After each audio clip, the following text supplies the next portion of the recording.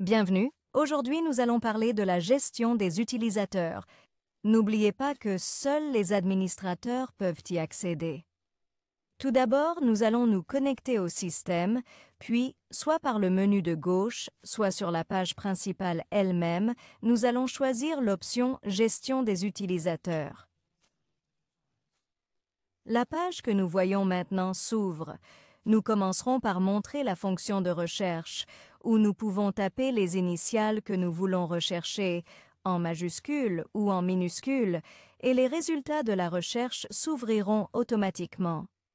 Toujours dans la fonction de recherche, nous pouvons également filtrer notre recherche de manière plus détaillée en cliquant sur cette option. Une boîte s'ouvre alors pour nous permettre d'effectuer les raffinements souhaités. Par exemple, nous pouvons sélectionner la recherche par nom d'utilisateur dans l'ordre croissant ou décroissant, par prénom ou nom de famille, également dans l'ordre croissant ou décroissant. Nous pouvons également affiner cette recherche en fonction du type de profil de l'utilisateur.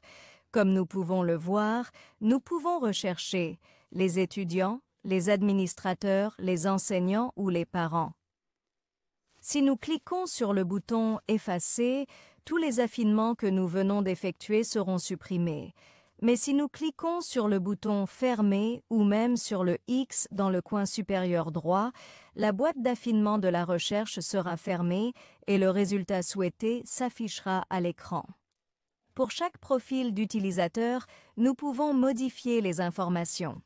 En sélectionnant l'option « Éditer » sur l'écran, le formulaire de cet utilisateur s'ouvrira avec les données que nous pouvons éditer.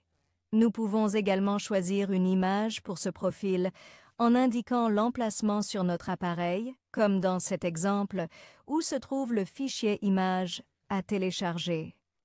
Il existe ensuite des boutons permettant d'annuler les modifications que nous venons d'effectuer, de réinitialiser le profil ou d'enregistrer les modifications.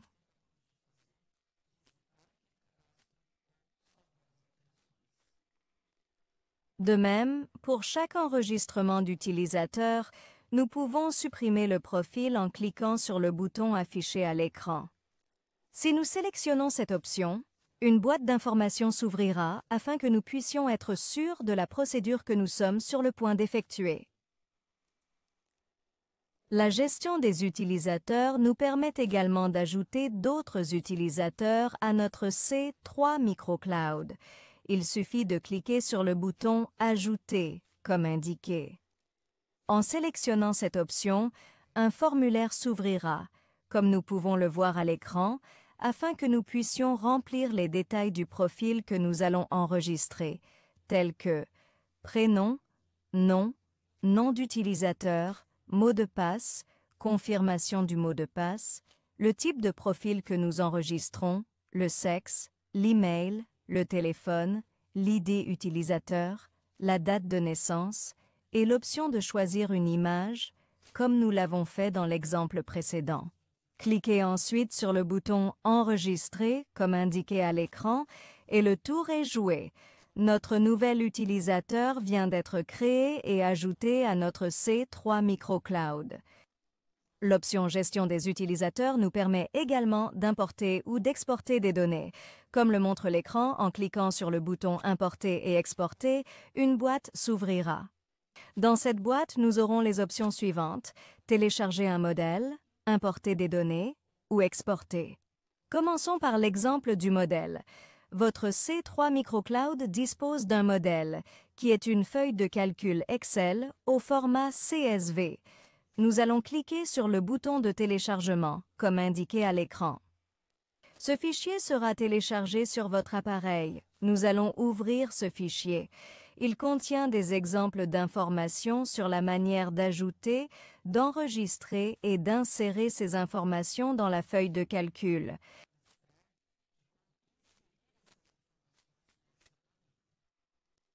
Nous avons ici un exemple de feuille de calcul contenant déjà des données chargées. Nous allons ensuite vous montrer comment importer des données. En utilisant l'option d'importation, nous chargerons une feuille de calcul au format CSV.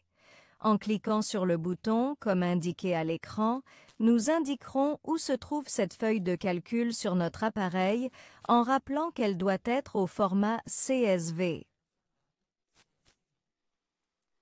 Cette feuille de calcul sera chargée et il ne nous restera plus qu'à cliquer sur le bouton d'importation.